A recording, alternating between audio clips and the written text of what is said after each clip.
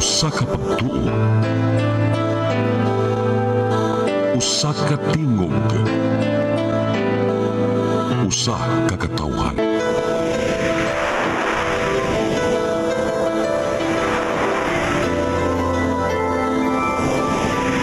Cebu Catholic Television Network.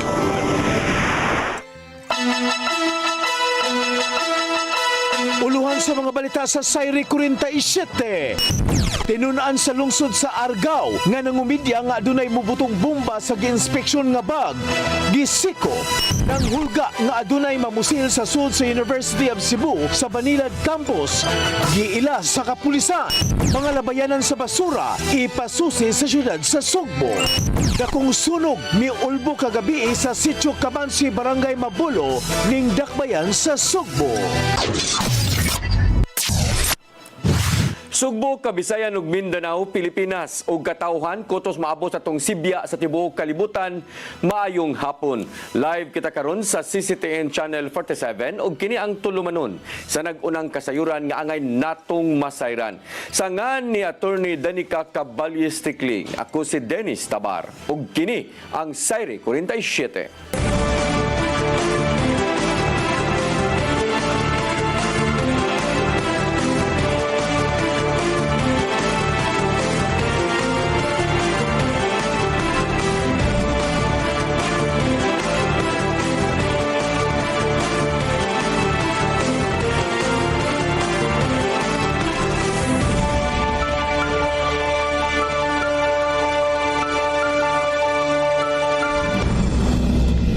Karon sa kumpletong detalye sa atong mga balita, tinun-an sa usa ka universidad sa lungsod sa Argao nadakpan human ng media nga gingong dunay bomba nga mobuto sa iyahang bag. Una pagida sa presinto, gihold una sa Student Affairs Office ang maong tinun-an alang sa investigasyon. Ang kasayuran ihatod ni Arnold Bustamante. Tinun-an sa usa ka universidad nga nimutang sa lungsod sa Argao sa kursong Bachelor of Information Technology nga nag-bomb joke sa gate sa tunghaan ang ginagop sa gwardya alas 3:30 kagahapon sa hapon. Ang suspitsado nga estudyante gilalang sa alias nga si Mark, 20 anyos, nagpuyo sab sa usa sa mga barangay sa lungsod sa Argao. Sa investigasyon sa Argao Municipal Police Station nga alas 3:40 sa hapon, sa susamang adlaw nadawag kanila ang buhatan sa Dean sa College of Education sa usa ka universidad nga nimutang sa maong lungsod nga si Dr. Fitzgerald Quintanar. Aron ipahibaw nga dunay ilang estudyante ang gihold sa gwardya human mag-bomb joke. Dali nga responde ang mga pulis aron pagsusi sa insidente ug mapaubos nila sa investigasyon ang maong tinun-an.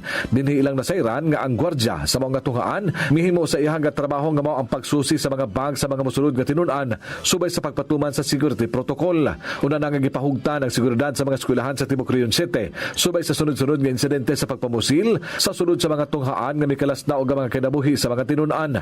Atol sa inspeksyon ang tinun-an nga si alias Mark sa diyang iya nga bag na ang sulod nga ablihan sa gwardya. Kadit lang kini nga mibutyag nga basi na ay bomba diha nga mubuto.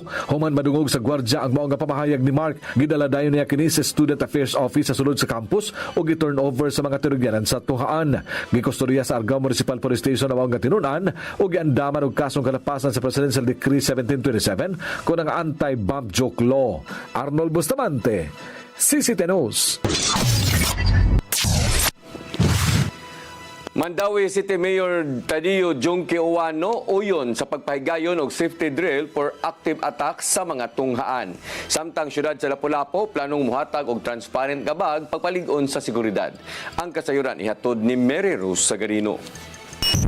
Pabor si Mandawi Mayor Tadeo Junque Uwano sa pagpatuman og active shooting drill sa mga eskwelahan. Tinguhang maandam ang mga estudyante magtutudlo og school personnel kung adunay insidente sa pagpamusil. Ang planong nationwide simultaneous safety drill gisuspenso una sa DepEd subay na usab sa mga kabalaka nga mahimong matrauma ang mga bata. Na murabag kaning earthquake, fire drill, na mag-sample kita, mag-simulate ta ba? Pero ingon man gud ang taga DepEd na ko last week na mayor murag di pa na i-allow sa national kuno kay matrauma kuno mga bata. Ingko maski bawman mo kay sanako. Okay lang, pero if you ask me personally, mas ganahan ta ko mag simulate. No, kay lahi man gyud kung theory ra ta, kutob ra man ta tuon kung simulate as kibaw kita sa ibuhatan. Ako lang ang personal na opinion. Wa ko nagtig-away nila. Human sa insidente sa pagpamusil sa Tacloban ug Zamboanga City, gilayong nagpatawag og meeting ang Mandawi aron hisgutan ang dugang nga mga lakang alang sa seguridad sa mga eskwelahan. Lakip na ang pagpakatap sa pulis, monitoring system, metal detectors ug uban pa. Samtang paligunon pa sa syudad sa Lapu-Lapu ang seguridad ug kaandam sa emerhensya sa mga eskwelahan. Gihisgutan ang pag-review sa contingency plan sa syudad ug ipahiangay ang mga safety measures sa panginahanglan sa mga estudyante. Lakip sa mga ipatuman ang mandatory nga pag-check sa mga bag. Samtang gisugit usab ni Mayor Cindy King Chan ang paghatag og transparent bag sa mga estudyante sa pampublikong eskwelahan. Matud ni Chan, pinaagi sa transparent nga bags, mas dali nga makita sa mga security personnel kung adunay sud nga gamit nga gidili sa mga eskwelahan. Gilauman nga makatabang kini sa pagpaligon sa seguridad ug kaluwasan sa mga estudyante ug magtutudlo. Matud ni Chan nga ipadayon sa syudad ang paghatag og libreng school supplies sa sunod nga school year. Hinuon ang sudlan ang transparent nga bag, ipuli sa royal blue nga bag nga unang gihatag. Mary Rose Sagarino, CCTN News. Kapulisan sa siyudad sa Sugbo nakigalayo na sa Regional Anti-Cybercrime Unit 7 aron ilhon ang nanghulga nga dunay mamusil sud sa University of Cebu diha sa Banilad Campus kagahapon. Ang kasayuran ihatod ni Arnold Bustamante. Nakigalayan karon ng kapulisan sa siyudad sa Sugbo sa Regional Anti-Cybercrime Unit 7 kung rako sabay sa nagtubong nga pagpanghulga sa pagpamusil sa sulod sa University of Cebu Banilad Campus kagahapong adlaw. Ang Mabuno Police Station sa Cebu City Police Office sa karamat sa impormasyon niana ng 1:45 sa hapon. Ang kadagkuan sa tunghaan dali usab nga may suspenso sa klase ug ipapauli ang ilang mga tinun-an isip kabahin sa precautionary measure ug bibalhin lang una sila sa online nga klase. Dali nga meresponde ang kapulisan sa pagpangulo sa hipirini nga si Police Major Tom Ed Taghoy ubos sa kamanduan ni Police Colonel Ricky Sumalde uban sa mga personal sa Special Weapons and Tactics Mobile Patrol Unit, Cebu City Disaster Risk Reduction Management Office ug ubang concerned agencies ug misusi dayon sa mga tunghaan subay sa gingong hulga. Nagpadayon pa silang gihimong investigasyon ang RACO 7 kung kinsa ang responsable sa pagpanghulga. Samtang nagpaabot sa resulta sa investigasyon, ang kapulisan sa siyudad sa Sugbo miawhag sa publiko nga pabilin nga kalma ug likayan ang pagpakatap sa wala pa mamatud-i nga impormasyon sanglit makamugna lang kini kahadlok. Giaghat sila nga mosalig lang sa opisyal nga update gikan sa mga turigyanan sa balaod ug sa kadagkuan sa tunghaan. Bisan pa niini ang kapulisan sa Dakbayan sa Sugbo murubing matagkaron og unya sa mga dagkong tunghaan ug universidad aron masiguro nga naa sa luwas ang tanang tinun-an. Arnold Bustamante, CCTN News. Kapulisan sa probinsya o Dakbayan sa Sugbo, istrikto nga mosusi matagbuntag na tanan sa PNP-issued firearms sa mga pulis. Kini aron dili maggamit sa laing tao o sa ilang mga anak. Ang kasayuran ihatod pagbalik ni Arnold Bustamante. Giangkon sa kadagkuan sa kapulisan sa probinsya ug Dakbayan sa Sugbo nga nasubo sila sa sunod-sunod nga insidente sa pagpamusil sa sulod sa school campus di na gigamit nga armas sa mga responsable gipanag-iya sa mga tinugyanan sa balaod. Ang kaso sa Tacloban napamatud-an nga ang armas nga gigamit iya sa usa ka pulis nga iyaan sa suspitsado nga tinun-an samtang nga didto sa Zamboanga. Armas iyang amahan nga usa ka opisyal sa Bureau of Customs, si Police Lieutenant Colonel Jose Rovic Villarin. Ang Deputy Provincial Director for Operations sa Cebu Police Provincial Office mibutyag nga human sa maong insidente. May pagawas dayon og kamanduan ng ilang hepe nga si Police Colonel Abubakar Mangilin Jr. nga istrikto na ang pagsusi sa mga armas sa ilang mga personnel. Matag buntag gimanduan ng tanang municipal ug city police stations nga mohimog personnel accounting ug kinahanglan nga ma-account ang ilang mga armas nga gi-issue sa Philippine National Police kanila. Kung wala kini silang posisyon, mamahimong magatubang kini administratiba nga kaso ang maong pulis. Really, sabi na us na ang armas sa amo ang kauban maoy gigamit. Okay, so after that, we strictly directed all the COPs that during sa daily accounting in the morning, it will be included in their inspection the firearm, the issued firearm of the police. Gihangop ni Villarin nga dunay mga anak sa mga pulis nga makamao nga mogamit og armas human tudloy sila mga ginikanan. Apan kinahanglan kini og sakto nga pagtudlo nga dili mamahimo nga dalhon sa bata ang maong armas. Lagip sa daga gipahimangno nga dili ibutang ang ilang mga armas nga makuha sa bata tungod kay makahatag kining peligro silang kaugalingon ug sa uban nga tawo. Samtang sa Dakbayan sa Sugbo gibutyag ni Police Lieutenant Colonel Franco Rodolfo Oriol, ang Deputy City Director for Administration sa Cebu City Police Office nga gimanduan ang tanan nila nga personnel nga ibutang sa sakto nga butanganan ng ilang mga armas. Kini aron malikayan nga dunay laing tawo o kahangilang mga anak ang mukuha niini. Arnold Bustamante, CCTN News. Mandawi City Health Office padayong sa pagpamakuna batok sa tipdas. Kini taliwa sa mga nadawat nga hulga sa health personnel gikan sa pipila ka mga individual. Ang kasayuran ihatod ni Mary Rose Sagarino. Moabot na sa 37% sa target ng mga bata ang nabakunahan batok tipda sa syudad sa Mandawi. Hinuon layo pa kini sa 95% nga target sa herd immunity sa kapin 20,000 ka mga bata nga anaa sa actual master list. Nagpadayon ang Mandawi City Health Office sa pagpamakuna sa measles rubella supplemental immunization aron mas daghan ang mabakunahan. Kinibisan pa nga nahuman na ang 2-week campaign sa Department of Health. Gitugan ni katulong nga aduna sila kalisod karong tuiga tungod sa fake news nga mikatap sa social media. Gani aduna pa'y mga pagpanghulga sa ilang sakop. Ang nahitabo karon kay ang atong mga workers usahay ang uban sirhan na sportahan, usahay pagausan og amahan na maranay mga threats usahay sa atong mga workers ba. Ang uban na ko'y nadunggan gani nga gihigta ng iro pero og abot sa workers buhian ang iro. So kanang maluoy ka sa mga workers, they're just doing their job and they know what they're doing. Gipasabot sa doktora nga importante ang bakuna aron maprotektahan ang mga bata batok tipdas. Matud niya nga ang supplemental dose magsilbing booster aron mapaligo ng resistensya batok sa measles o rubella, ilabi na tungod sa padayong presensya sa mga kaso sa komunidad.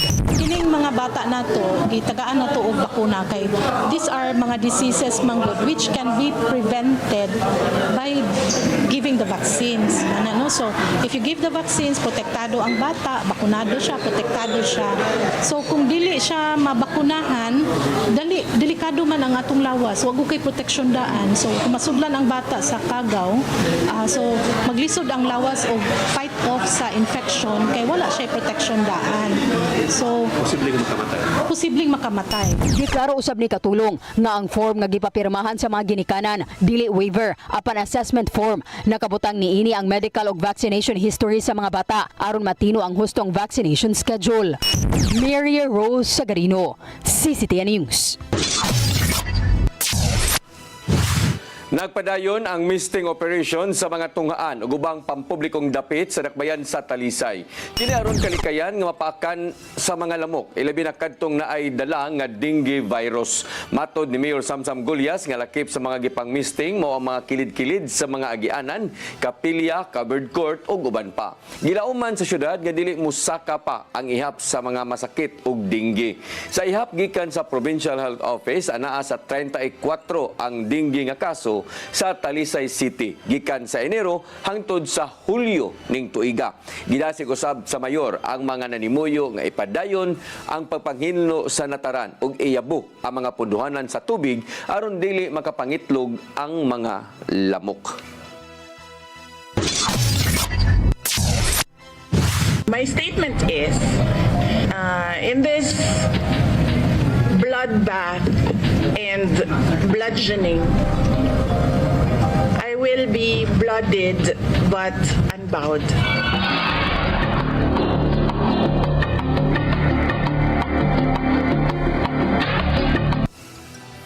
Senate Impeachment Court may pahinumdum sa mga councils o senator judges nga likayan nga mokomento bahin sa kaso kang Vice Presidente Sara Duterte. Gipanalipdan usab sa private prosecutor nga si Attorney Amando Ligutan ang iyang social media nga post bahin sa misleading nga pangutana. Ang kasayuran ihatod ni Gian Navarro. Nimando ang Senate Impeachment Court ngadto sa mga senator judges, ingon man prosecution ug defense counsels nga likayang muhatag og mga panahom sa merito bahin sa impeachment case batok kang Vice Presidente Sara Duterte. Gipainumduman ni presiding officer Senator Francis Cheese Escudero ang mga kaubanan nga ubos sa Article 18 sa Rules of Impeachment. Gidid-an sila nga mokomento sa publiko bahin sa pending nga kaso. Tungod nini, mamultahan ang kinsang makalapas og 30,000 pesos. Walay labot sa mong ruling ang mga tigpamaba sa isig kahabig kay aduna sila kagawasan sa pagbutyag sa padayang dagan sa kaso. The ruling prescribes the standards governing future conduct and does not by itself adjudge any identified person guilty of contempt or liable for a professional violation. The chair closes with separate reminders to the prosecution, counsel for the respondent, and senator judges. Ipainomdom usab ang Senate Impeachment Court sa mong sub judice rule human nga nagpost ang private prosecutor nga si Attorney Amando Virgil Ligutan may tungod sa misleading questions sa court hearing. Human nga ni buwelta ang pikas nga habig, gipanalipdan ni Ligutan ang social media post niya tungod kay ego lang kining nitudlo ngadto sa mga nag-eskwela og abogasya ug uban pa. Kay alang niya, way gipiling dapit ang pagtudlo kung unsay saktong buhaton bahin sa pagpangutana sulod sa korte. And coming from a middle-income family born without a famous family name, who had to compete for his spot in this capital, I know a thing or two about humility. The defense cannot lecture me on humility. Ipaubos sa makuting pagsukit-sukit sa senator judges ang witness nga si Office of the Vice President Assistant Secretary Lemuel Ortonio. Gitataw ni Ortonio nga dili day empleyado sa OVP si Colonel Raymond Lachica kinsang hepe sa Vice Presidential Security and Protection Group diin gitahasan siya sa Armed Forces of the Philippines sa mong tulubago niya na panahon na. Si Lachica mao ang gipasangin lang nalambigit sa mga kadudahang transaksyon sa confidential funds alang sa OVP. Sa laing bahin, gihagit ni Vice Presidente Sara Duterte ang House Prosecution Panel ug private prosecutors nga pamatud-an ng kaligon sa impeachable offense. Pinagi sa mga ebidensya, inay nga mamulitika lang. Matud sa gipadalang pamahayag, gihimug-atan ni Duterte nga dili ra kutob sa theatrics ug mga paghingalan kaniya ang pagpakita sa kaligon sa kaso. Gisumbalik kaniya ang kasamtangang administrasyon sa pagsulbad sa ubang mga problema sa nasod sa manalang sa pagbaha, inay nga matud pa balihon ng balaod alang sa ilang pabor. Gian Navarro, CCTN News.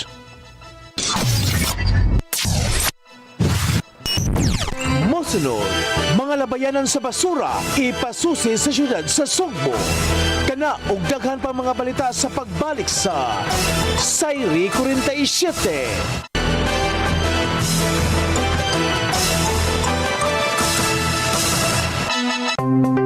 Discover the beauty of the Philippines.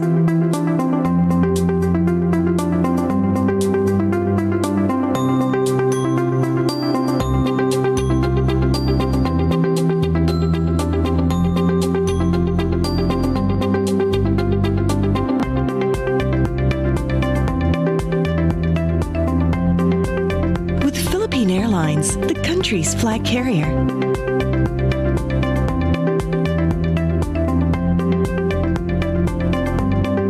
The airline that lets you feel the warmth of the nation.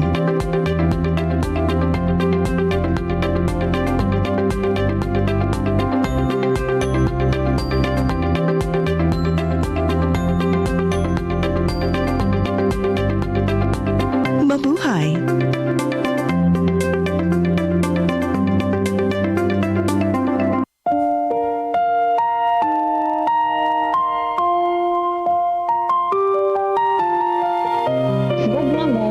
Paglaom ko. Usa ka misyon sa gugma ug paglaom alang sa ato ang mga igsoon. Nga halos nawad na og pagtuo sa ilang kaugmaon, daghan kanila ang nag-antos sa kalisod ug kasakit. Apan pinaagi sa gugma sa Ginoo, atong gipakita nga adunay mga tawo nga andam mutabang sa mupadayon ug paghatag ug paglaom. Ang tinuod nga gugma walay pili, bata man, tigulang, pobre man o adunahan. Bisan pa sa mga mananap nga nagkinahanglan o kaluoy o pag-atiman.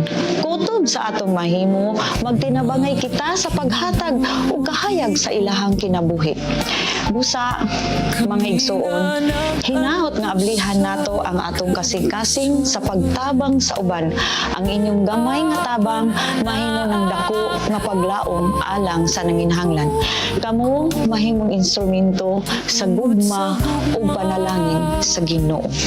Kini ang programa nga gugma mo paglaom ko. Daghang salamat ang inyong alagad si Miss J.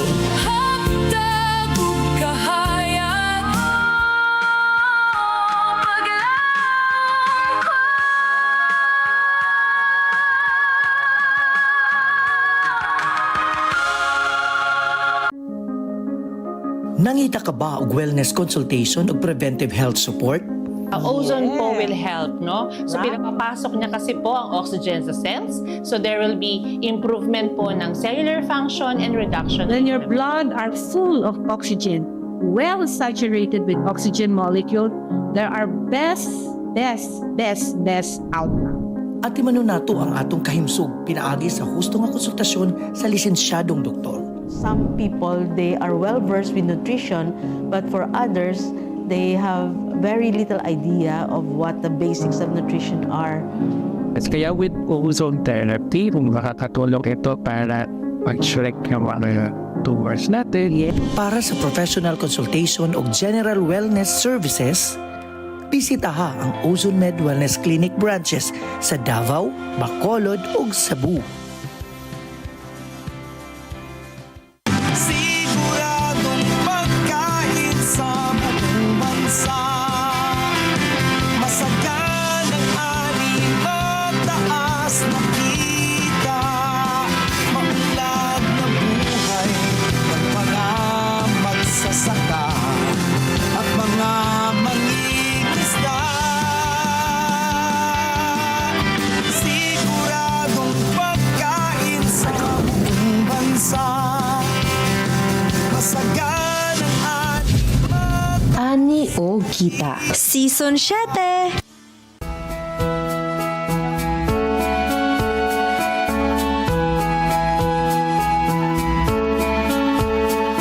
You're giving your all in His glory, touching each heart and soul by spreading His words and wonderful deeds that send forth His kingdom.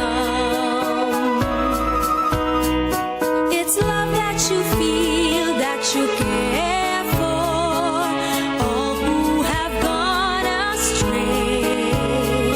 You show them the way that leads to His full of love. It's love, true love, faith in action.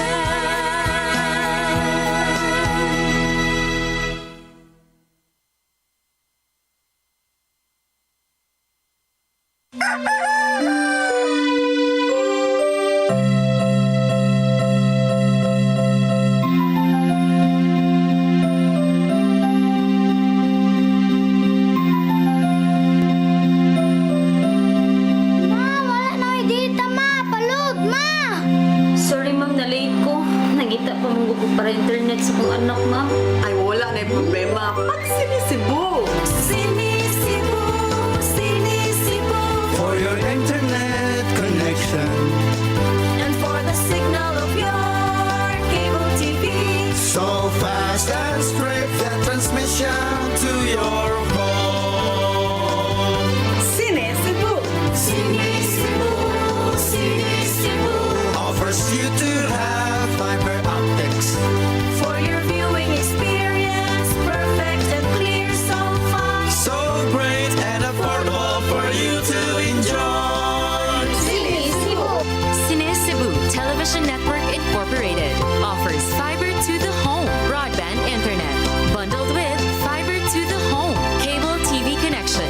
Sinisibo Television Network Incorporated with its operation in Metro Cebu and the whole province of Cebu soon. And affordable for you to enjoy.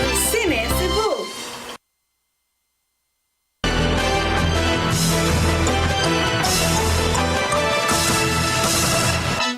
Balik sa atong mga balita. Mga labayanan sa basura ipasusi sa Cebu City Government kun haumpa ba ang kasamtangang kapasidad. Kini maong unod sa resolusyong naaprubahan sa City Council. Ang kasayran hato ni Gian Navarro. Pasusihon sa kagamhanan sa dakbayan sa Sugbo ang mga waste disposal facilities o na pa makaapil sa mga bidding procedures. Kini ang maong paghingusog ni Konsel Joel Garganera pinagi sa resolusyong giduso og haya na aprubahan sa City Council. Ubos sa gidusong lagda, buot sa Chairperson on Environment nga si Garganera nga muhimo og ocular inspection ang dakbayan ngadto sa mga labayanan. Kinahanglan sutaon pinagi sa assessment kung nisunod ba sa mga environmental standards ang matag labayanan og luwas pa ba usab kini alang sa mga nanimuyo sa duol. Ubos usab sa resolusyon, gitahasan sa konseho ang City DRRMO, City Environment and Natural Resources Office, Office of the Building Official ug ubang mga kawani sa pagpahigayon sa mong inspeksyon. Kuti-kutihon matud pa ang capacity sa matag landfill, pagpatuman sa safety measures, pagbaton og mga dokumento gikan sa gobyerno ug uban pa. Kini usab ang mamahimong sumbanan ato sa bidding process kung andam bang mudawat ang maong waste facility sa mga basurang nagagikan sa nagkadaiyang barangay ning syudad sa Sugbo. Giduso ni Garganera og haya na aprubahan ang resolusyon sa konseho human mipaybaw ang Chief of Staff ni Mayor Nestor Archival nga si Kenneth Chazar nga gilibkas na ang suspension gikan sa DENR ngadto sa Binaliw Private Landfill. Matud sa suwad gikan sa Department of Environment and Natural Resources ngadto sa syudad, kinahanglang susihon ang kahimtang sa maong labayanan nga nimutang sa barangay Binaliw. Tungod dinhi, bukas ang syudad kung mosalmot sa bidding process ang operator nga Prime Integrated Waste Solutions Inc. aron makakuha og kontrata sa syudad alang sa waste management intervention. Gian Navarro, CCTN News. Gidawat sa lungsod sa Borbon ang 50 million pesos nga tabang gikan sa Cebu Provincial Government alang sa padayong rehabilitasyon sa ilang water system. Gikalipay ni Mayor Nico Dotilios ang maong tabang aron masulbad ang putol-putol nga agas sa tubig ngadto sa Kabalayan. Gamiton sa LGU Borbon ang dakong pondo alang sa pagpaayo sa water distribution system ngadto sa mga coastal barangays. Lakip niini ang pagpaayo sa mga dakong tubo aron matarong ang pag-agas sa tubig. Sa higayong matarong na ang supply sa tubig, lauman kining mapahimuslan hangtod 5,000 ka mga panimalay sa coastal barangays sa Borbon.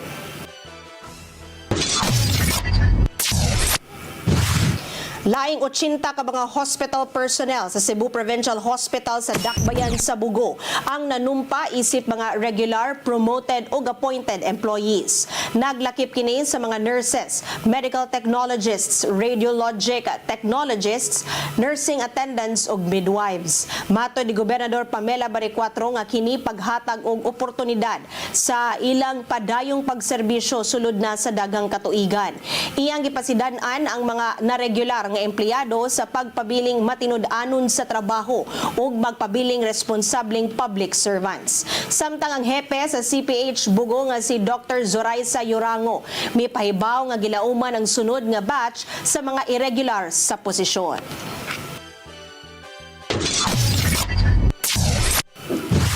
Department of Trade and Industry 7 miauhag sa mga online sellers nga irehistro ang ilang mga negosyo. Kini aron makapahimulo sa nagkadaiyang mga programang giandam ngadto sa mga gagmay nga patigayon. Ang kasayran hato di Gian Navarro. Kay nagpabiling in ang online selling, giawhag sa Department of Trade and Industry 7 ang mga online sellers nga iparehistro na ang ilang mga negosyo.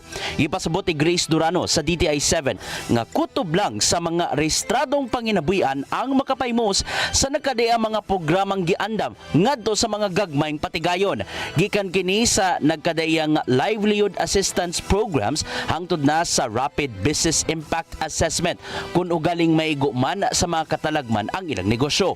Gawas sa DTI registration, kinahanglan usab ang mga nagkadayang permits nga gipangayo sa lokal nga kagamhanan aron mamahimong legal ug lehitimo ang online business. Dili ta mahadlok anang normal man ang atong mubayad ta og tax, kinahanglan natay kung ano normal na siya. So ang first step gyud nato sa pagnegosyo mo kuha ta sa atong business name kay mao nay murag kung tao pa atuan na siyang birth birth certificate. Padayon hinuon ng pag-abag sa DTI 7 ngadto sa mga micro, small and medium entrepreneurs diin apil usab ang mga online sellers.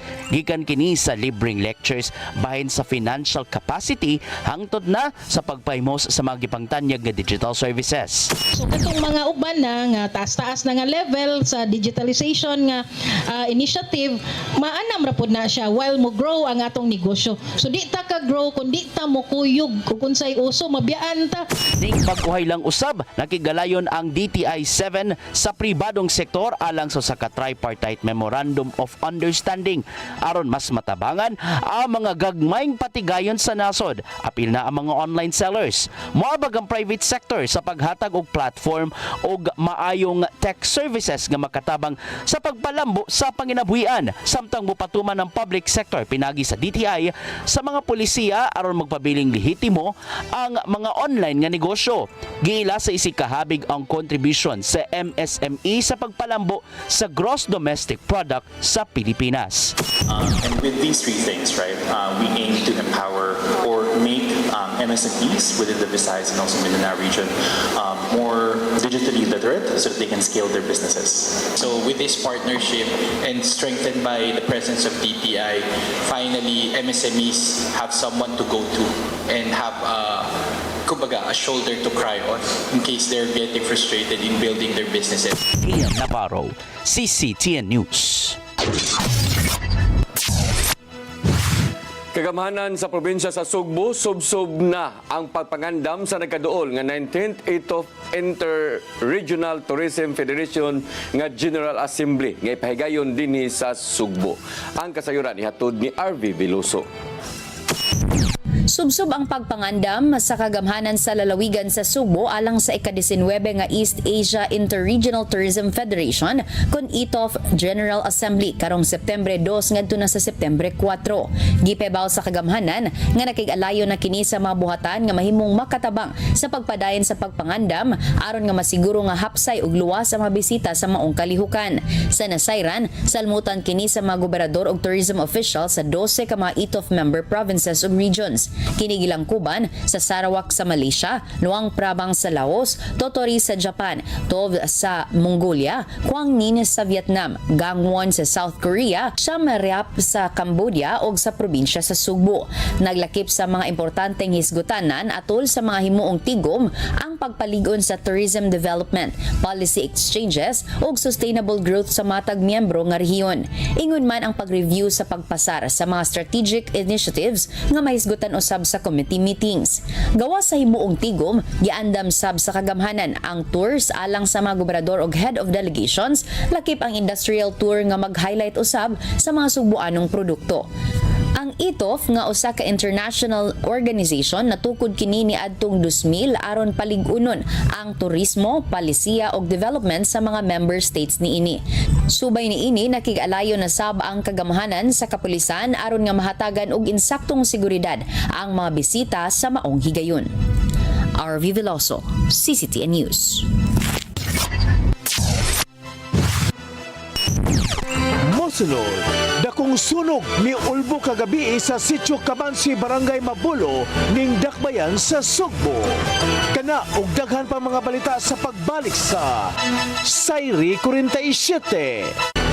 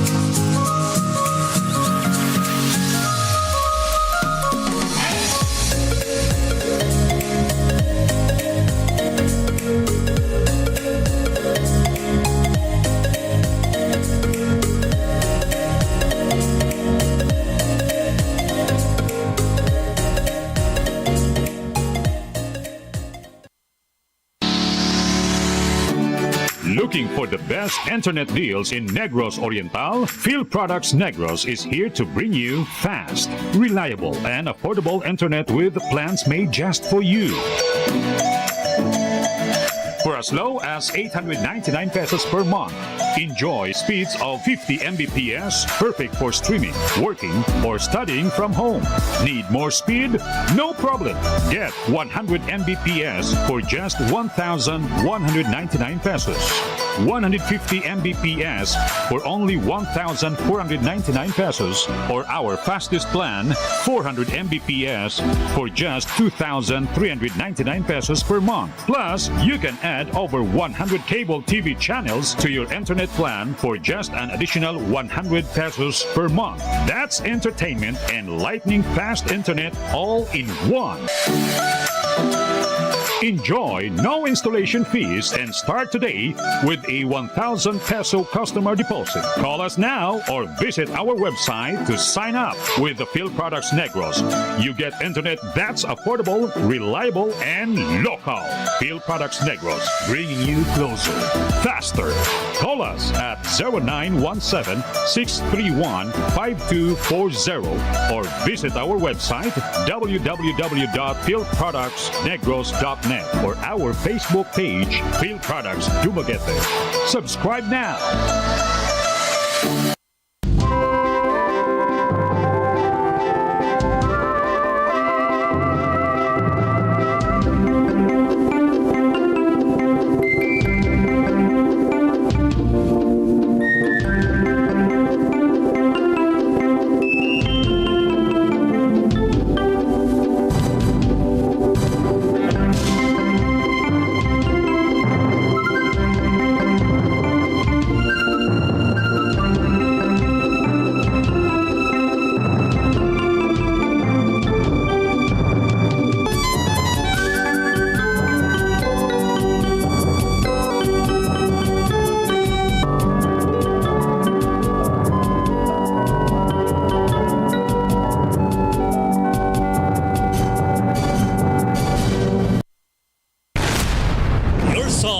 Your music, your listening pleasure. Sing it, Cebu! And if I don't need you, this, my darling, I've been told. Jody was the girl who lived next door. I've known her, I guess, 10 years or more. Saving all my kisses just for you. You got me jumping like a crazy clown, and I don't think you're right to put him down. Since I kissed you, my lips on wine, and things that bothers me is looking like a fine. Hey, hey, set me free. Stupid, stupid, stop picking on me. Ang kinabuhi, puno sa hagit. Sugpil na ka, Dri, ha? Ay, paginarte! Magdita ka! Puno sa pangutana. Bata pa gani ka kayo? Nagpuyap-puyap na ka? Kinsa man ang mga masakitin ako din ay karoon na kinsa! Kung sibuti mo'y pasabot na di. Puno sa luha. Pagpili pa, ako nga imong anak o ka na imong mga babae. Kasuko. Yung ano pa? Ano itong kalipa, Papa? Apan bisan mangit-ngit pa ang imong kalibutan, aduna pa'y nagpahiping kahayag. Aduna ka pa'y kasumbungan. Mga laman, hanap na. Dear Tatay, Tunog na unlod na. Nganong handuman. Wailain pagi aron masabtan nato ang Biblia. Kinanglan nga doon natay relasyon kang Isus. Hangtod sa layan natong panaguban, daghang salamat. Shalom. Tunog na unlod na.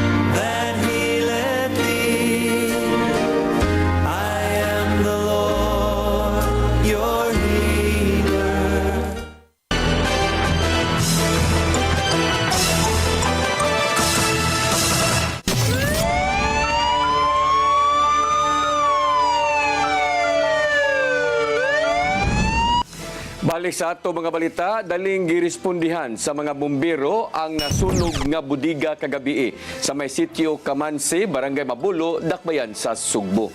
Nadawat sa Cebu City Fire Department ang alarma pasado alas 11 kagabi. Gisaka kini ngadto sa first alarm aron makatabang ang ubang mga fire units sa syudad. Hangtod nga napaong ang dakong kayo sud sa Vic Enterprises pasado alauna na sa kadlawon. Padayong gisusi sa fire investigator ang hinungdan niini. Mibilin ang dakong sunog og 1.4 million pesos nga kantidad sa danyos.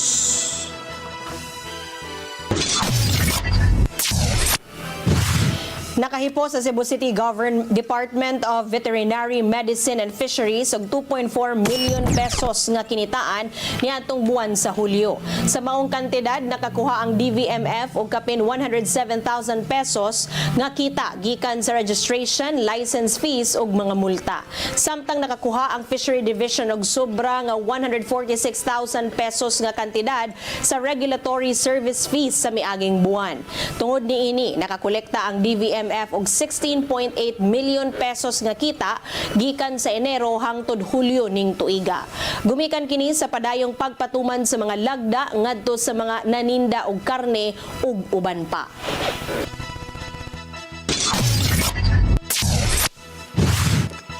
Mao kadto naglangkob sa atong mga balita sa Sayre 47. Ako si Dennis Tabar. Ako si Danica Cabales Tekling. Hangtod ugma sa inyong paboritong tulumanon. Sayre 47.